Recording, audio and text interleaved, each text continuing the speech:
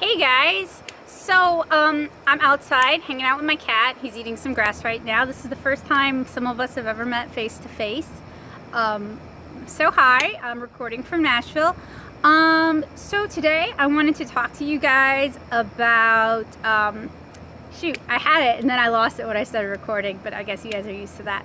Oh yeah, so I wanted to talk to you guys today about why I started drawing comics. What sort of sparked my interest. And I started out as a writer. I've been writing stories and stuff since I was like 5. I won a few awards for them, but nothing anybody would have heard of. I used to write a lot of poetry. So when I was in 8th grade, 9th grade, I was reading a lot of comics and I wanted to write comics, and I had a male friend who was an ex-boyfriend who was a super duper good artist. I mean, he was amazing. He won awards all the time. And he wanted to do a comic together. He actually talked me into it. And we were going to do a mech comic together because secretly I really like mech stuff.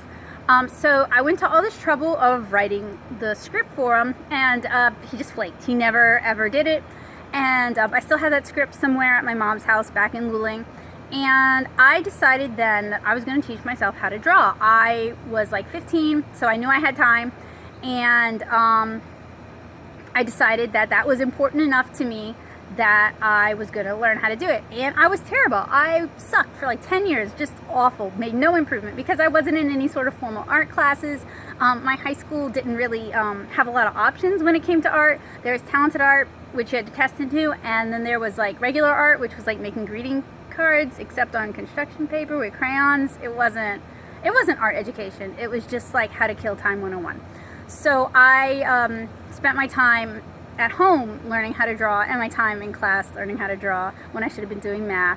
And at the time there weren't a whole lot of online resources. There's Jay Dillon's manga and comic art tutorials, and those are pretty good considering there wasn't anything like that for free online before. But it wasn't like there was YouTube where you could learn, and there weren't blogs where you could learn.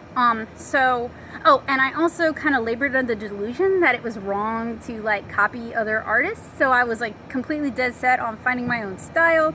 But it was sort of like when you do it like that, when you don't like look at what other artists are doing successfully and be like, okay, I love how they draw noses, I'm gonna learn how to draw noses like that, and then I'm gonna make it work with the way I draw eyes and the way I draw ears.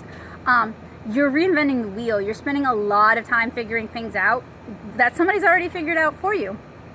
So I just spun my wheels for a really long time. So like from the time I was 15 to the time I was 22, I just wasn't making any real improvement. I'd read those Chris Hart How to Draw manga books. I think you guys know the ones. Strathmore recently partnered with him, and I flipped through one of those books and it's still like the same terrible sausage limbs. It wasn't until I was like 22 or 23 and I heard about the Glenn Villepeu drawing manual, and that's phenomenal. I highly recommend it. It really made a huge difference in how I was drawing. That was when I started to actually make some improvements. So that's sort of how I started drawing story. I mean, like every kid, I drew for fun, and I used to copy like National Geographic photos in color pencils, stuff like that, but I never thought of myself as an artist. I was just like, this is what I do for fun.